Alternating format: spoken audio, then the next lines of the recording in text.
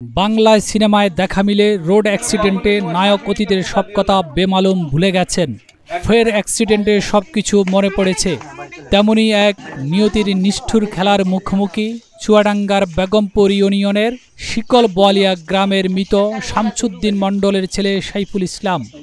আজ থেকে 25 বছর আগে পরিবার রেখে কাজের সন্ধানে বের হয়ে আর ফিরতে পারেননি নিজ গৃহে।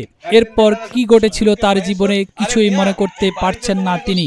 আমি এটা নিজেই বলতে পারিনি যে আমি কেন এসেছি। এই 24 বছর, হ্যাঁ, এই যে অ্যাক্সিডেন্টের পরে আমার ওই যে জাহাঙ্গীর যখন আমাকে প্রশ্ন করলো, তুমি অ্যাক্সিডেন্ট করে এরকম ভাবে তোমার কি কেউ নাই, ভিডিও মোবাইলে দেখতে পাই আর কি, যে এরকম আমার ওই মেয়েটাকে আর আমার স্ত্রীকে কে যেন বলছে।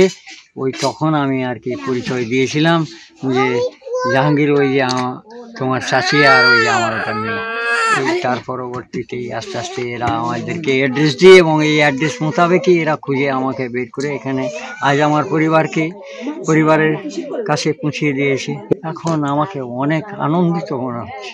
গত কয়েকদিন আগে চাঁপাইনবাবগঞ্জের নাচল থানার গোলাবাড়ি এলাকায় রোড অ্যাক্সিডেন্ট করে পড়ে থাকা অসহায় সাইফুল ইসলামকে মানবিক কল্যাণ সংস্থার প্রধান আব্দুল গনি টিপুর হেফাজতে রেখে যান জাহাঙ্গীর নামক এক ব্যক্তি। পরে আব্দুল গনি টিপু ফেসবুকের মাধ্যমে ছবি পোস্ট করে তার বাড়ির ঠিকানা খুঁজে বের করে পরিবারের কাছে পৌঁছে দেন। এই বৃদ্ধা বাবাকে আমি কিছুদিন আগে পাওয়ার পরে তার পরিবার আসলে সেভাবে আমরা খুঁজে বের করতে পারিনি তখন। তো উনি কোথায় থাকবেন কি করবেন, তো একটা চায়ের হোটেল ছিল জাহাঙ্গীর ভাইয়ের কাছে আমি তাকে দিয়ে আসি। জাহাঙ্গীর ভাইয়ের হোটেলে থাকা অবস্থায় সে কোনো একদিন রাস্তায় চলতি পথে তার পা অ্যাক্সিডেন্ট করে এবং 2টা পা ফ্র্যাকচার হয়ে যায়। পরবর্তীতে বৃদ্ধা বাবার যখন অবস্থা খুব খারাপ হলো তখন তাকে আমরা আরও বারবার জিজ্ঞাসাবাদ করি এবং আমরা ফেসবুকে তার ভিডিও এবং পোস্ট আপলোড করি। পরবর্তীতে জানতে পারি আমরা যে চুয়াডাঙ্গা সদরে এই শ্রীকৈল বোয়ালিয়াতে ওনার বাড়ি।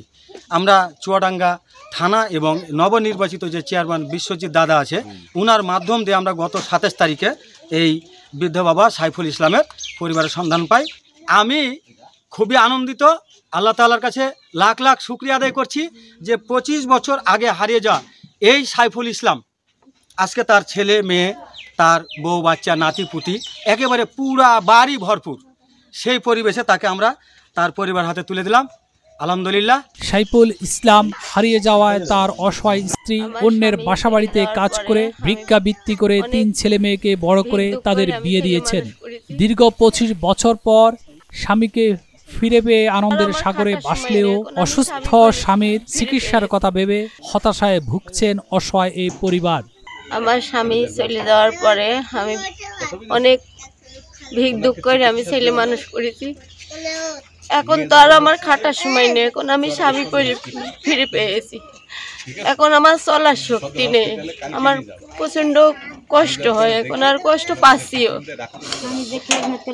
আমি এখন আমারই কিরা খেদমত করবে, আমি স্বামীর খেদমত করবো। আপনারা সহযোগিতা করেন না সরকার থেকে, আমার কিছু করার নেই।